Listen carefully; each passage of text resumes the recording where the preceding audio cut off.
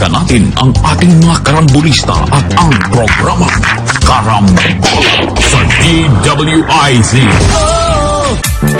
Karambola sa DWIZ. Babalik ang karambola, kasama pa rin sa impilan, Conrad Banal, Joel Laksamana. Ako po si Trixie Cruz Angeles. So, did you know that last weekend, there was an explosion sa NAIA? Ha? Yeah. Ano nangyari? Ano ba yung tawag dun sa... Parang mahina. Yung homemade na... Yeah, I heard that. Molotov. Yeah, sorry. Oh my God. Eh, ano yun? Sinadya yun. Oh, of course. So, kung... Sa parking lot. Okay? Nothing naman na and ang mga nasirang sasakyan daw, puro paint jobs lang daw. So, they downplayed it. So, and in fact, ang lumabas pa dun sa pagre-report nito ay nag-alala lang ang DOTR officials na baka ang purpose nito or ang resulta nito ay maantala ang privatization. Ay! Mali. Bakit maantala privatization doon? Ng Molotov Oo nga. cocktail sa Molotov parking cocktail lot. Sa parking lot. On the contrary. Baka lalong tingin ko bumilis. dyan, correct. Kasi, diba, sasabihin ng private operator na mas kaya namin ng security dyan. Yeah. Pero na-downplay siya because, syempre, sa ganyang klaseng communications, babalansihin mo yung panic with the assurances of the state authorities and government na everything is under control. Yan. So, Ano yan eh, doon umaandar na raw yung privatization eh. Talaga itinutulak nila. Okay? 6 na raw ang bumili ng bidding documents. Oh. Dami nun. Mahal yun, ha? Bidding pa lang, kumita na yung DOTR. Eh. Oo. Anyway. Ano bang balita dyan? Mukhang magulo ang leadership, ang magsabihin doon sa, after the secretary, sa USEC level, parang ano yan eh, kanya-kanyang lakad dyan eh. How do you control that? Di ba? Karamihan ho ng ating tinatawag na flagship, yung Build Better, BBM, ano yun? Build Better More. Build better more. Yan. Transport. Malaking bagay yung... Kasi transport talaga ang infrastructure eh. Di ba? Transport, you have the airport, the seaports, you have the roads. Di ba? You have the mass transit. Ang infrastructure program. Cargo trains. O malaking bagay yung transportation dyan. Okay? Siyempre, kasama dyan yung sa post-harvest sa agriculture. Pero hindi ho kasama yung sa ating flagship. Oo. Yung mga infrastructure sa agriculture, ang gagawa niyan dapat ang mga private sector. But we also need a program for that. Sino mag-finance, sino mag-ano. Meron ganun dapat. May programa ka, may master plan ka. Well, sa flagship projects, karamihan dyan has something to do with logistics. alright. So therefore, saklaw po yan ang transport. Medyo magulo ang balita sa DOTR. Ano ba nangyayari dyan, Trixie? Meron ka bang chismis? Chisms? Sa Meron! Okay. Tuloy mo May shake-up Mababash ka rin lang eh. Patuluyan mo may lang. shake-up rin kasi. Merong may mga musical chairs. Uy. And over the past week, may mga natanggal doon sa Malacanang mismo na mga officials from the level of ASECs and directors. And Ang sabi po, yan yung mga appointees ni dati pang President Executive Secretary. Duterte. Duterte. Na natanggal for mahigit 10. Wholesale pinagtatanggal. Okay. Hindi naman wholesale. lahat. Merong iba na, how do you call this? Kay Sec Naida naman sila related. Parang gano'n na. So, bata sila ni Secretary Angpin.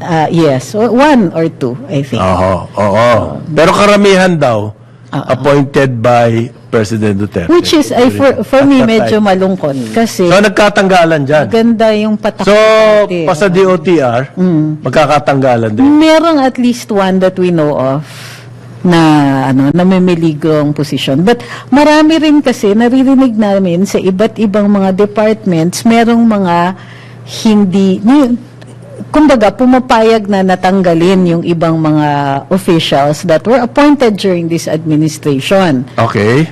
Ang iniintay natin yung DICT.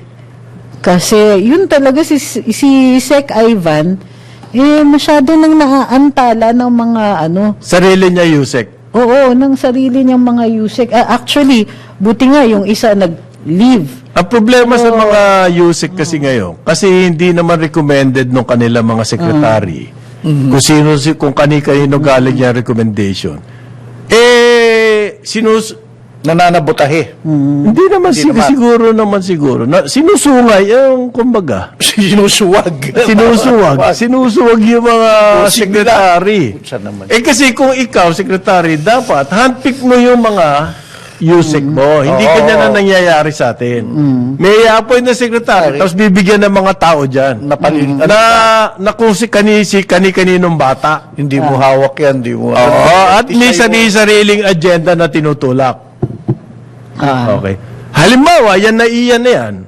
Yung privatization na yan, ang balita natin, talagang si Secretary Bautista, ayaw. Pero nangiral yung kanya Yusek. Ba't ganun? Ikaw ang sekretary, nangingira lang Yusek. Merong somebody from the outside, pinatungan si Jimmy Bautista, and therefore, ang nasunod, yung privatization.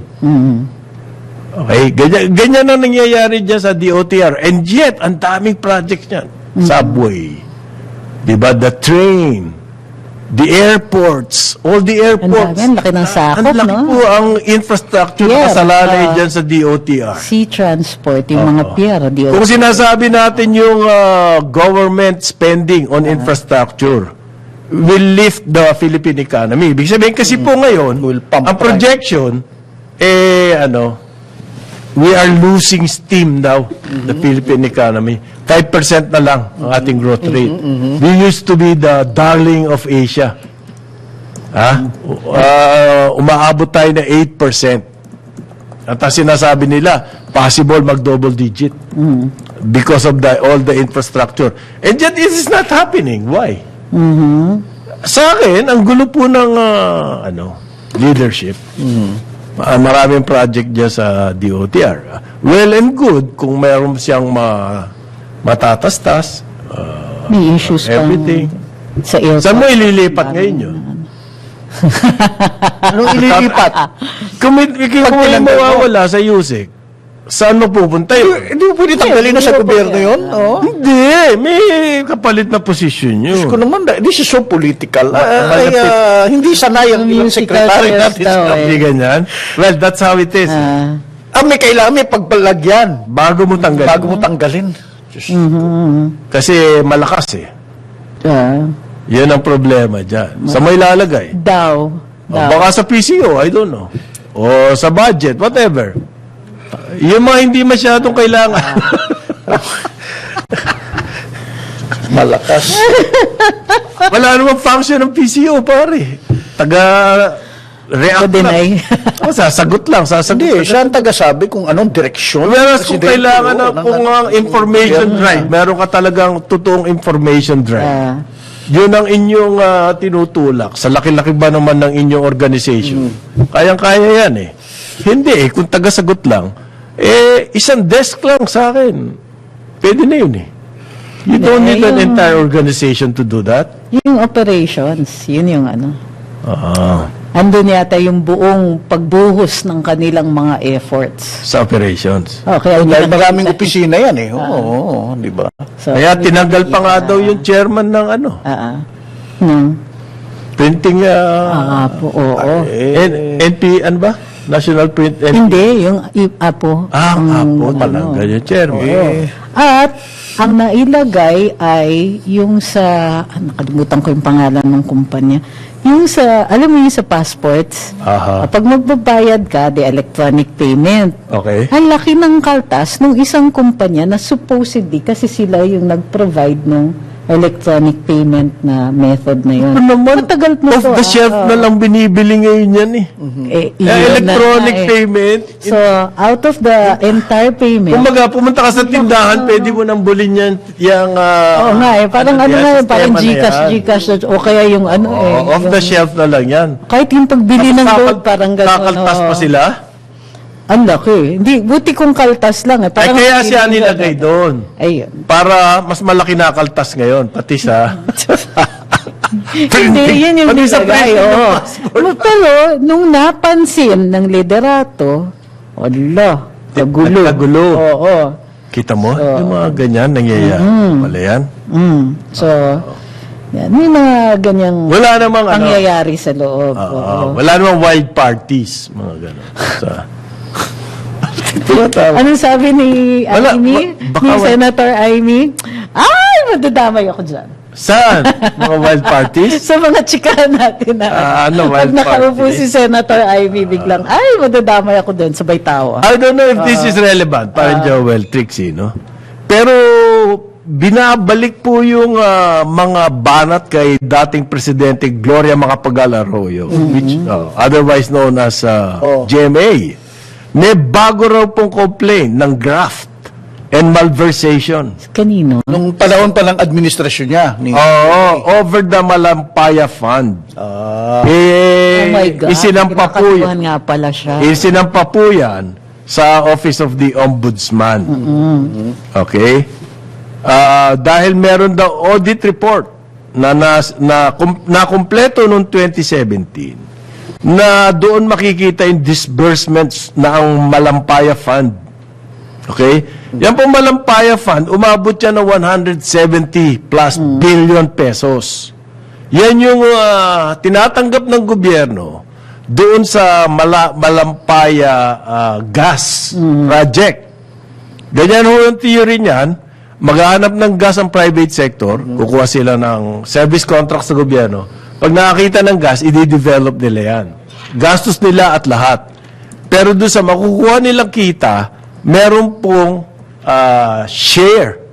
May parte ang gobyerno. Yeah. At over the years, yung parte daw ng gobyerno umabot ng 170 billion. Wow. Ang sabi nung COA, 38 billion na yan, sabi, the improper disbursement.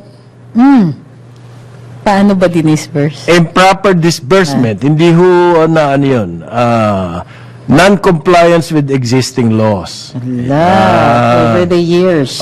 So ang And kanila up to pong, now. ang reklamo nila, abuse of the presidential discretion.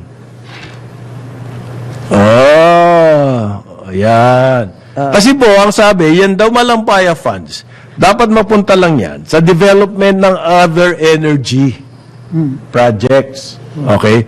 It turns out, itong Malampaya Fund, ginamit during the Arroyo administration, Pantawid Pasada Program. Okay. Okay? At saka mga project... Improper yun? Ha? Improper daw yan, sabi Yun ang complaint eh. So, hindi ko alam kung significant to sa nangyayari sa political scene. Dahil inuupakan si Sara Duterte. Ang alam naman natin, number one fan, o sabihin na natin supporter, political supporter ni Sara Duterte, itong si GMA. As a matter of fact, si GMA nakipag-usap kay dating Presidente Duterte. recently. Recently, nakipag-meeting siya. Ang sabi sa media, she was trying just to convince Duterte na To run for senator. to go back into politics. Yeah. Yun lang sabi sa media. Yun. Ang hindi natin alam, meron ba silang bang pinag-usapang iba? In the light of what's happening to Vice President Sara Duterte na mukhang pinagtutulungan. At sabi nga natin sa Karambola, wala pa tayo dito sa studio na to. Noong unang panahon pa, nandun tayo sa radio station, ginagawa nila yung ginawa nila kay Binay. Sabi Dito nga ni kay Sas, Sara. binibinay si Inday. Ay, At napakaaga pa para magbinay-binayan, di ba? Binay, binibinay. Binibinay. Binay po ang nangyayari. Nga, in the light of what's happening there, meron bang inalaman tong biglang-biglang, remember the audit, Ah, 2017 pa lumabas. okay. Biglang-bigla ngayon na-file yung complaint. 2017. Yung audit nangyari. Okay. Pero nangyari yung kino-complain nila. Plunder ba? Plunder ang Hindi, malversation eh. Pasok pa rin, hindi pa rin prescribe. Malversation. Well, sa akin, Ah, okay yun eh, ma-filean mo. Pero why all of a sudden? In 2017, there was this report. Parang you need to... That was 6 years. Parang Game of Thrones to, bro. I'm surprised by the timing. The objective is to keep Alam them niyo, off balance. Yung Ayan. potential threats. Ayan. No, but Off I balance, agree with ha? that. Off balance lang. Wala namang mangyayari dyan eh. Hindi, tsaka sunod-sunod. Inday has a lot of problems. First with the CF, kung ano-ano, pati yung mga Kine-question ngayon yung kanyang discretion, ano to? confidential. Confidential funds, maski sa Davao. Oo. O pati yung sa Davao. Lumalabas na. Nilabas nila supposedly laki-laki daw ng CF. Ayan. Inday. Parang Pati sa nagiging... Davao. So, relentless ang atake against Vice President Sara. Hindi, ang it's a ano ko dyan strategy. is, first of all, para kung sumusuporta kayo kay Inday, there's one major flaw sa argumento ng CF. Ano yung CF? Confidential funds. Okay. The size itself does not imply corruption. If you're going to imply corruption, tell us what act, paano niya ginastos, or in what manner did she commit any corruption? Kasi ang ginagawa nila is, ang laki-laki ng pera. So what? It takes a lot of money to run government. Look, I will answer for them. Worse, no? worse. Ito pa. Sinasabi nila na, wow, 11 days lang. Diba? Wow, 11 days lang. Kailan ni-release yung pondo? That same month. It doesn't, ni-release yung pondo and she had only 14 days or 14 or 15 days to spend that. So yung 11 days na yan, urada talaga yan. Because mag-revert to treasury yung pera. Okay. Pag nagpa-revert ka ng pera to the treasury dahil hindi mo ginastos, sayang yun. Ibig sabihin, you are inefficient. At Hindi mababawasan nagawa ang yung pondo the programa next para round. doon. Oo. Hindi nagawa yung dapat gawin. Programa, whatever, project, But hindi you see, nagawa. the attackers don't need to be that specific. But they I know, really want it's a media game. to keep you off That's balance why. every day. So that we don't Tira. fall into that. We don't play their game. Halimbawa ito kay Yun yung- GMA, hindi yun naman yung sinabing ninakaw niya eh. Correct. Ang sinabi lang, ginamit sa iba. Oo, which does not Pero necessarily nakinabang din mean- ng publiko. Yun na nga eh. Pero, Pero sabi niya, hindi mo dapat ginawa yan. Dapat hindi mo binigyan ng pera ang publiko. Ganon. Dapat yung malampaya fund na yan, para sa energy lang. technical malversation kasi siya. Kaya, ganun lang. Hindi mo naman sinabing ninakaw. So, this is a media. It's a media game. It's a game. media warfare. So kaya nga, we can refuse to play that game kasi I don't like the idea that we're being manipulated with such audacity. Aray, anong audacity naman doon? Kapal ng muka. Ay, But you see, when you say you will refuse to play this game, you will still have to play a strategy. You will have to make a play. Ano yun? Ay, ano yun? Ano yung gagawin mong play? Kasi, di ba? yung- ano nga, how will the political landscape transform in the next Look, hindi natin couple of years, Hindi, kailangan kasi given ng the ganito. election in 2025? Okay, hindi ko kasi tuloy sure who or what is behind this. Well, their obvious camps, di ba? Pero, Behind what? The campaign against Sara. oh, yes. Kasi, the figure here is GMA. Let's not forget what we call the GMA formula. When when Erap was unseated, she benefited from that in the sense na she was allowed by the Supreme Court to run again, giving her a 9-year term. I am sure na ang mga opisyales ng liderato, iniisip din nila yan. So, it's possible that the op is only geared towards making sure na i-ride out niya yung entire term niya. Okay. Huwag mag-ambisyon. Kasi nga, baka ang mga tao na nag-associate ng sarili nila kay Inday ay nag-aambisyon nga. Oo. So- I don't know if this is related also. Pero meron hong survey na sinasabi na ang popularity daw ng presidente, ang administration, bumagsak. Sabi nung survey, ang nag-conduct Publicus Asia.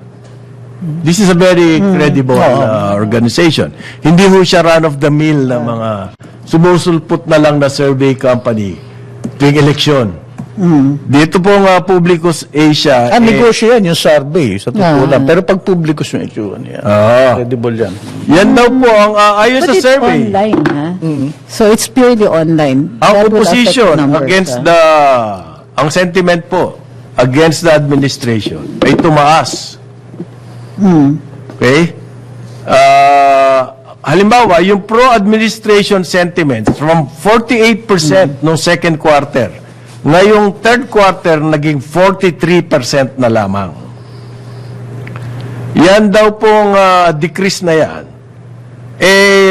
nakita nila na yung mas konti ngayon ang mga tao aligned with the current administration as well as its priorities. At ang anti-administration sentiments magmula sa 18% umakyat sa 28%. So there's a direct correlation. Yung ibinagsak po nung pro sentiments na 5 percentage points napunta dun sa anti ni hindi naging neutral So, di ba? From pro, nagiging anti. From pro, hindi nagiging medyo neutral. Batayan ko muna to. Ayan. Okay. By the way, sumasabog ang ating live chat. Tungkol sa topic na to. Bakit? I don't know. Maraming may Something ideya, teorya. a lot of people feel strongly about. Oo. The dissatisfied leadership po daw ang issue. So, sabi, ang conclusion ng Publicus, yan daw pong quarter by quarter, increase in anti-administration sentiment. Teka muna, yung dissatisfaction with sinasabi ba kung ano specific na Wala pa. issues? So, ang kanilang Kung tingin, rise meron or dissatisfaction. energy. Okay. Kaya, That's such a broad, pare, kung I know. dissatisfaction na. Yung anti-administration sentiment, yun lang po ang sinukat. Kung whether or not because of dissatisfaction or what's going on, current Hindi. events, inflation is, well, ang sabi po, ngayon, yung September inflation daw, bumalik sa 6%. And therefore, nahihirapan ng taong bayan. And therefore, meron now a renewed call for a legislated wage increase, 150 pesos na increase a day. That's a race we can't afford to join. Yeah. Ano yan? I know, but how do you ease the burden? Pero, For that, I know what the answer is going to be. How? Ayuda. Ayun na nga, meron na namang ayuda raw. Ayuda doesn't- Meron na namang But ayuda ayuda sa mga doesn't farmers. solve Oo. the Pero underlying yung mga cause. economic managers ng Pangulo, ay sabi, meron silang catch-up plan for inflation, bro. I know. In the next Yeah, quarter. pero Oo. ang ganito ang nangyayari sa taong bayan. Nahihirapan sila because of the inflation to make ends meet. Ang sahod na karagdagan hindi rarating. Anong kailangan gawin? 'Di ba? Ang kailangan gawin diyan magtiis. Tighten your belt. That has always been the solution. May post si RSA, wag nang lumabas ng bahay. Wag nang pumunta sa Starbucks. At wag nang pumunta sa mall. Belt-tightening. Oh, belt tightening. Okay, yeah, Matulog na lang, matulog. Pero kung nakikita ng taong bayan, yung belt tightening sa atin lang nangyayari. Meron nga dissatisfaction. Yung ba, wala na ibe-belt tightening. Kung makikita mo, super luxury cars. Nagkalat dyan at mga congressman yung mga nagdadrive. Hindi ka... So how do you Sabagay. make the belt tightening very acceptable. Tatanggapin naman natin yan pag nakita natin there's a lot of effort. Halimbawa, para ma-solve ang problema sa pagkain, ma-solve ang problema sa gasolina, ma-solve ang problema sa traffic, kung may effort at na-express yung effort na yan, through information, Join tayo. The information, kailangan may laman yung information. I mean. may lab- Diba yung kinikwento ni Kong Kung Jonat? magsalita, ibig mo sabihin, walang laman ngayon. Kunwari si Kong Jonat yung kinikwento sa Korea daw, yung mga mayayaman binigay yung mga alahas nila at yung, During the crisis. during the crisis. Mga ganun ba? Kailangan may laman Meron yung tayong information. ganun. Oo. Meron tayong ganun. May na effort. information, puro press release, di wala rin. I think part of that, bago tayo mag-break, part of that is the feeling na hindi may disconnect na. Tama kayo eh, yung job ng communications eh. Na i-connect yung leader. What? I thought it's just to react. To surf! To surf! Surf and go with the tide. go with the Bansang tide. nadamay na naman ako nito. Kaya sa social media eh. Suna. Meron na nga dito, sabi. Tuloy mo Declare yung words. Kasi yung job ng comms is to bring the leadership and the people together Okay. para nag-share. Sige. You must make them feel, kasi ang Pinoy, and you have to know this if you're going to be a leader, ang kultura ng Pinoy is participative. Yes, of course. Communal tayo. We've known that for a long time. Yes. Gusto natin kasali tayo. Oo, di ba? The classic Miron mentality. And if only for the fact na makaka-participate tayo through commenting, Yun. you need to give us something to comment on. Isdama nyo kami on your journey. Diba? Pero, after election, Hindi lang and reaction. the high hopes nung election eh. Oo. Diba? Totoo. High And hopes yan. now, Yung failed malayo. expectation, naku po, yan ang malaking So, problema. but it Failed can be solved. You need to make sure that the people feel that they are part of this government, part of this this state. Diba? The people are. Saka alam na alam state. nila kung ano yung solusyon na ginagawa sa mga problema nila. If any. Kailangan nga, meron. Tapos kailangan malaman ng taong bayan. Hindi na pwede kasing it goes without saying eh. Kasi kasi without Has to be saying na said. tayo Ito na. puro publicity stunt and press release. Talaga? Raid. Hindi, yung mga raid, hindi ba pwede raid? yun? That's action yun. Nagtuturo. Nakikita natin na, of course, yung raids are part of that. Pero yung kakulangan ng impormasyon makes us not part of that. Diba? So, more on this later, pagbalik ng Karambola. Ang oras natin, 9:32 ng umaga. Balikan natin ang ating mga karambulista at ang programa Karambola sa DWIZ. Sa Karambola, kasama pa rin sa impilan, Conrad Banal, Joel Lacsamana. Ako po si Trixie Cruz Angeles. Mainit ang diskusyon. Comment na. Mainit. sa Ako, ang init social na mga media. dito sa ating comment section. Relax lang po. Medyo na-trigger ata kayo ni Trixie. That's Trixie talaga ito pag trigger. trigger happy. Trigger happy. Hindi, pambansang nadamay nga ako sa inyo. Sabi po ng UN, related sa pinag-uusapan namin, ang mga governments daw all over the world, kailangan tanggalin lahat ng barriers to information. Okay. Kasi daw po, yung information, yan ang oxygen ng development. See? Related ang information sa pag-unlad ng bayan. Ngayon, kapag ang information natin patay-patay, ang development natin, hindi rin ganun kasigla. Magiging mahina rin. Sabi po na UN yan.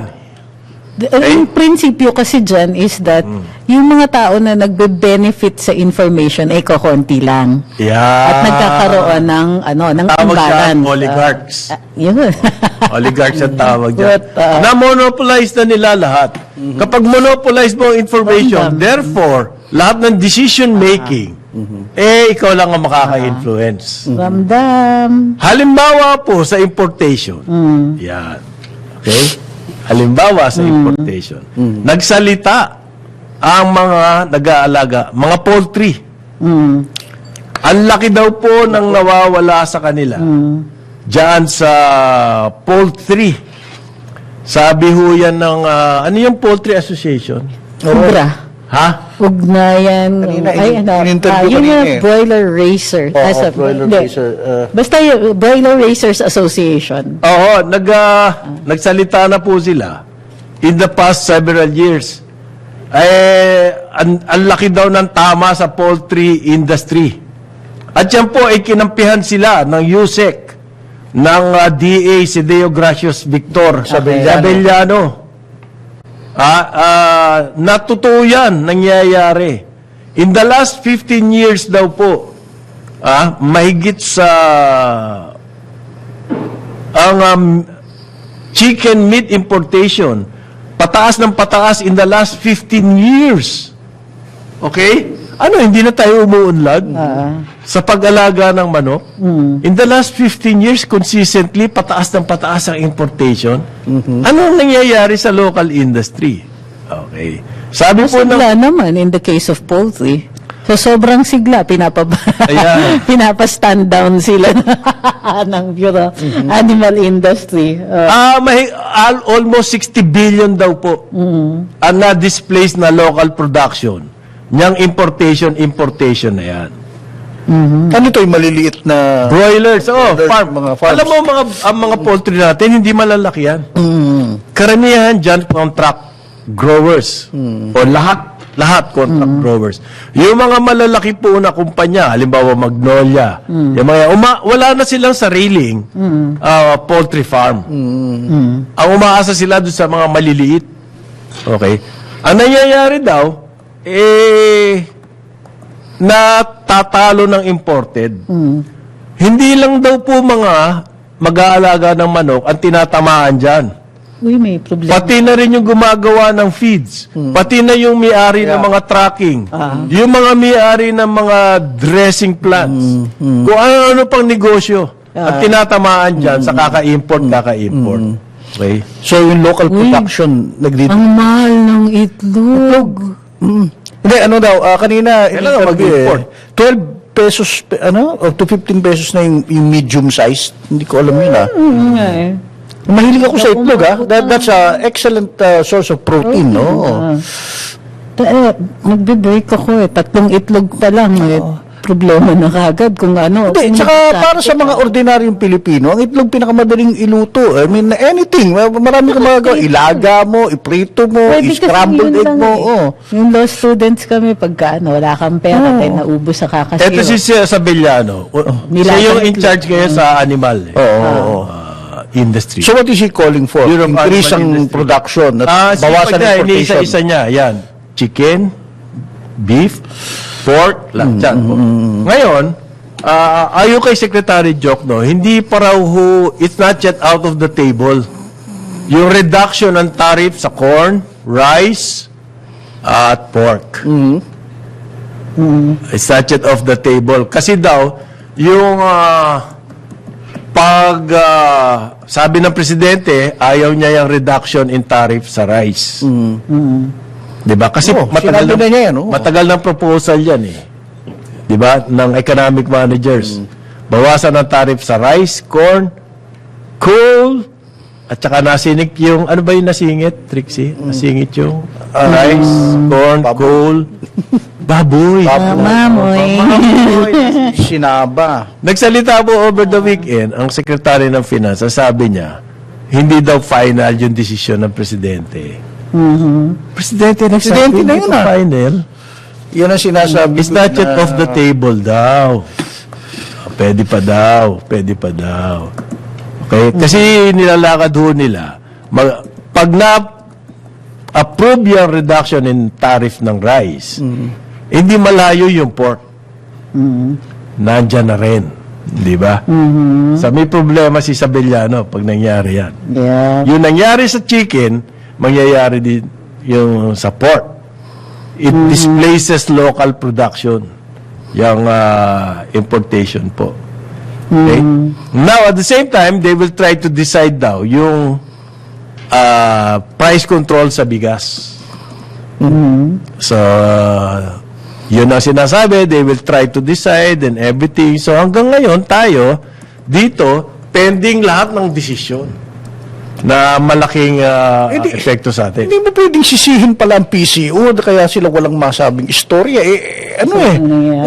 Pending lahat. Tapos biglang kukontra mo yung presidente, hindi pa final ang sinabi ng presidente. Saan mo ilalagay ang Hindi PCO? sasagutin yun. Who will they quote? Yung mga economic manager? Hindi nakakatawa Yung mga nga. USEC? Yung sabi ng Department of Energy, they promise wala raw brownout next year. Sabi ng DOE. Si Sec Popo nagsabi. Hindi, USEC sa hearing. Sino? Si Wimpy? Si Yusek Fuentebella? Hindi ko matanda kung sino. Pero ito, this is the point. Kapapangako lang ho ng Department of Energy, wala raw brownout in 2024. Why? Why? Renewable energy raw darating na. Mga ganon. Yes. Para they will wave good the news, magic ha? wand. That's supposed to be good news. But Renewable my energy problem na. with that is that for the almost entire, Hindi for naman, the past year, kasi tinututukan ko yung energy. renewable energy. Ang last na balita ko kasi was, pumunta si Sec Popo sa UK to be in talks with yung wave energy, yung turbine sa ilalim ng dagat. Okay. And But that was that's the in the last. development stage pa lang. That's my point. Even So, what happened in between? Wala tayong information. Sabi, hindi po, ganito, kasasabi lang ng Department of Energy, walang brownout next year. Mahigit sa 850,000 customer ng Meralco, nagka-brownout. Okay. Kasi may nag-trip na high voltage. 500,000, half a Kailan million yan? volts. Kailan yan? Sunday, kahapon, kagabi. Okay. Hindi ko napansin. 850 customers, 850,000 houses. Apektado po Metro Manila, Cagayan, Kalinga, Apayao, Laguna, Quezon, Batangas, hanggang Camarines Norte. Nag-trip daw. Yung high voltage na yan na yung maximum. Yung 500,000 volts, yan na yung maximum na kaya natin. Okay. Malaki na yun. Oo. Pero sa China, they can do 1 million volts. Ganong klase yung... Sila ho ang world leader sa energy transmission. Okay? Kasi yung malalayo yung kanilang mga pinagagalingan ng kuryente. Halimbawa, mga dams. Sa paligid ng dam, wala namang gumagamit ng kuryente nun. Ang ginagamit yung kuryente sa mga lalaking city like Beijing. So, yung kanilang technology when it comes to transmission, very advanced. Sa atin, hanggang 500,000 kilovolts. 500,000 volts. Bali, 500 kilovolts. Okay. Ang laki na nun. Ang taas na nun. Pero pag yan ang nag-trip, ang dami apektado. Okay? Yeah. Nakakatawa kasi, kapapangako lang ng Department of Energy. No Friday, walang brownout. Kagabi, Sabay nag-brownout. ang laki-laki na. Para bang hindi pa rin kayo sinuweswerte sa Department of Energy. Sweltihan daw kasi. Hindi pa kayo sinuweswerte, kasasalita nyo lang. Ayan. Ang situation kasi ngayon, bukod sa mataas, ang problema daw kasi, sabi ng Department of Energy, dyan sa supply ng kuryente, yung reserve, napakanipis. Sa next year daw ho, magkakaroon na ng reserve. Kung saan manggagaling yon, hindi pa natin nakikita, pero yun lang. Hindi naman pwedeng renewable energy dahil sabi mo nga, hindi yan reliable. Hindi yan overnight. Hindi yan biglaan sa we taon have to dalawa. have the right mix. Okay. Yeah. Yung portfolio. So, partly still fossil fuels, pero magpasok tayo ng renewables. Tapos eventually, syempre, the dream is lahat yan renewables. Oo. Pero until that time, until kaya natin yun, the idea is to target a certain percentage mix, like at the start 10% and so on. Kamusta na ba presyo ng coal? 97% Kamusta ba? brownout free daw tayo, sabi ng Department of Energy. Ala ko ba wala nang brownouts? May Hindi, 3% kasi chance pa pala. Kasi pag bagyo, yung mga gano'n, Okay. merong mga unforeseen. Si Guevara pala ang nagsalita. Pero ang ano dyan is, hindi ba dapat naman talaga hindi nagka-brown out? Isn't that, That should ano? be the assumption. That is the assumption. Na kahit may bagyo, Mali yata yung pagka, mali yata yung pagka-frame po ninyo ng comms ninyo. Ang ano dyan is, nag-i-increase ng capacity ang ating energy sector so that the possibility of brownouts will now diminish with the coming year. Hindi yung, hindi na go. naku, Kasi delikado. parang inamin natin na Delikado pala wala yung kulang. promise. Kamusta ba yung mga bagong, Yung problema bagong daw, planta? Hindi, Wala nga bagong kailangan planta. bagong planta. Ang kailangan. Ang renewable energy daw Matagal pa yan eh. are coming in starting next year. Kung daw itong mga projects na to, ma-fulfill yung kanilang permits. Naku, hindi pa pala tapos. Wala pa palang permit. Nasa permit level.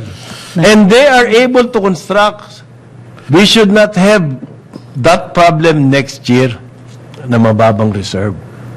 So, yung kanya pong promise na walang brownout dahil sa magkakaroon na ng reserve, Basta ma-process yung mga permit kaagad para presumes, presumes. na matutuloy itong mga renewable Sabi, nasa ease of doing business pa pala lang tayo. Nandoon. Wala pa tayo doon sa planta. Alam niyo po yung ARTA na yan, anti-red tape, 5 taon na yan, Oo wala nga pa eh. nangyayari Oo sa atin. Kailan pa ba yan? Oo nga, 5 taon. Nabawasan ba rin? Yan nga eh, hindi gumagalaw yung permit eh. Yan ang problema. Oh, part of the reason naman also buhay ito. Ano red ba yan? tape is part of the reason for the red tape is the law itself. Ayun na. Magre-require ka, ganito. Marami requirement. Hindi makatarungan. So, hindi naman matiis eh. ni Senator Sherwin Gatchalian during the hearing na isingit yung banat niya sa NGCP. Yeah. Ang may kasalanan niyan, NGCP. Data, of course. Yan. Kasi, syempre, i-review nila ang prangkisa. Hindi yung mga power generators. No, of course not. It's Walang reserve eh. Kung walang reserve, kasalanan ng Kasalanan ng NGCP. NGCP. Kasi transmission sila eh. ayan. Hindi ko maintindihan yun. Inamin ng DOE, ang problema natin, kulang sa reserve. Okay? At masosolve daw yan kung matutuloy yung mga renewable energy projects. Kung makoconstruct, kung magkakaroon ng permit. Okay? Ang daming kung... Kaya nga, so ang Kung problema bakit natin, na- power generation. So maliwanag kay Senator Gatchalian na kailangan NGCP ang sisihin yung transmission. Napakalinaw. Kasi daw hindi ginagawa yung mga projects. Yeah. Ano yun? Kung is if, di ba, in English? If. Ang sabi ni ano, if ifs were horses, beggars would ride. Pwede nating isang layang if na yan. Napakalalim ni attorney, no? Pag mga ganyan na nagpo-quote siya. Pag nagpo-quote siya ng ganyan, napakalalim. Mababash na naman tayo. Okay. Mamaya. Pero at the same time, ang good news po sa energy, nangako din ng Indonesia na tuloy-tuloy ang benta nila ng coal sa Right. Pilipinas. So coal pa rin talaga tayo, coal-fired plants for baseload capacity. The renewable energy is still a dream at this point. Kasi ang existing natin na baseload, Oo. still coal. Ang Okay. problema po natin sa coal, ang supply. Yun nga eh. Ngayon, ang Indonesia, nangangako daw na hindi sila magtitigil Okay. Sa pag-supply. sa pag-supply ng coal sa atin. Ang problema dyan, siyempre, yung pricing. Ngayon, ito nga yung sinasabi natin sa Karambola, if it's a government-to-government transaction, baka makakuha tayo ng medyo magandang presyo. Yan ang ginagawa ni BBM. So, nagkaroon daw ng Memorandum of Cooperation. Yan. Wala bang ayuda? Every time may problema yung isang department, ang sagot eh, May ayuda. may permanent ayuda ang energy. Oo nga, di ba yung Na mabababa. parang yung ano ba to? Pero hindi galing sa scenario. gobyerno yun. Yun ay charge dun sa mga tayo, kamukha natin. sa mga... Binabayaran natin yun. yung subsidy sa mga house. Buti nga medyo na-mitigate. Yung tax system natin talaga was designed to tax to middle class. Tapos ang daming tax breaks ng mga Halos malaking 97% kasi ng ating coal galing sa Indonesia. Okay? So kapag tumigil ang Indonesia, tigil ang buong economy ng Pilipinas. Pag tumigil mag-supply ng coal, 97% galing sa Indonesia. So kaya nagkaroon tayo ng that's government to government. Now, kung magtatansak pa rin private sector, we don't know for sure. Kung at least yung memorandum na steady supply, ginawa na ng gobyerno. Okay? Ang ano ho kasi ngayon, aside from the inflation, Okay. kasi economics po ang problema natin dito sa Pilipinas. Yung kabuhayan. Okay. Yan ang ating, sabi nga ng mga survey, hindi sila masyado sa West Philippine Sea, yung mga karyo-karyo ng mga Defense Department, para lang isupport yung EDCA. Naku, may column si Boss Bobby Tiglaw today. Ano sabi? Merong nag-misinform na naman sa presidente o hindi binrief ang presidente. Kasi he was talking about Scarborough as territory and we will defend our territory. Sabi ni Boss Bobby, in order to defend it, first we have to have it in our possession. Wala na sa possession natin. Dadagdagan ko yun. It was never in our possession. Well, hindi yung standoff daw. During the standoff. Tayo talaga kasi yung gumagamit. Tapos, yun nga, nagka-standoff panahon ni Pinoy and we lost possession. Umatras tayo. Yes. Ang usapan daw, atras din yung China. Hindi umatras yung China. And they stayed there. Oo, Ang umalis usapan daw tayo. ngayon was brokered by the US. Yes. And the US denied. Ang sabi niya ni Boss Bobby, may theory that says that the US really wanted us to lose that in order to incite belligerency sa atin, para awayin natin ang China. Bakit yung kami inaapit? So, minanipulate nila tayo para mawala ang Scarborough at maging anti-China. Napaka-insidious naman ang kanilang strategy. Ako, mas gusto kong maniwala sa mga ganun dahil throughout history, ganyan po ang nangyayari sa atin in our relation. Ang dali nating mabuyo. Relations with the US. Oo, binubuyo tayo. And another Ang US naman dimension to magaling that- siya ganun, mambuyo. And another dimension to that is the arbitral ruling says yung area na yan ay traditional fishing grounds ng China, Vietnam, and Philippines. Lahat tayo dyan. And therefore, hindi natin masasabing meron tayong dinidefend kasi lahat tayo pwedeng mangisda dyan. Ang dapat pinaglalaban natin dyan, hindi nga tayo ipaalis ng China, pero at the same time, wala tayong magsabi na, uy, alis din kayo dyan. Wala tayong K? Well, if you're going to go by the arbitral ruling, It's everybody's fishing ground. well, at least yung tatlong yon. China, Vietnam, at saka Pinas. Kasi, alam niyo yung relations natin with the US and China. Hindi balansyado. Sa ngayon, ang tingin, killing na killing sa Amerika. Halimbawa, di ba si President BBM pumunta sa China? Yes. Nakipag-usap kay Xi Jinping. Yes. Ang estado ngayon ni Xi Jinping sa China, kakaiba kaysa doon sa mga past presidents ng China. Ito, president for life na to. Parang Mao. Yes. Okay? Na gawa niya yun. Na magiging president for life siya. So, ganun ang estado nito Xi Jinping. Okay. Nakipag-usap ang ating presidente sa kanya. After a couple of days, lumabas yung EDCA, ibinigay yung EDCA. Sa mata ng mga politiko sa China, sinampal yung kanilang idol. Si Xi Jinping. Hindi maganda. Hindi balansyado po. Yun ang punto ng karambola, hindi balansyado the way yung ating relation between the Philippines and Beijing, between Manila and Washington. Okay? So, di tayo magtataka na may nangyayari. Diyan sa West Philippine Seas. Okay. Okay? Pakinggan ba tayo pag meron tayong sinasabi tungkol sa West Philippine Sea ng kano at saka ng mga incheck? Hindi. Di ba? Hindi. Sila mag-uusap sila, Yan. labas tayo. Kahit tungkol sa atin. Kahit tungkol sa atin yun, yun ang hindi maganda ron eh.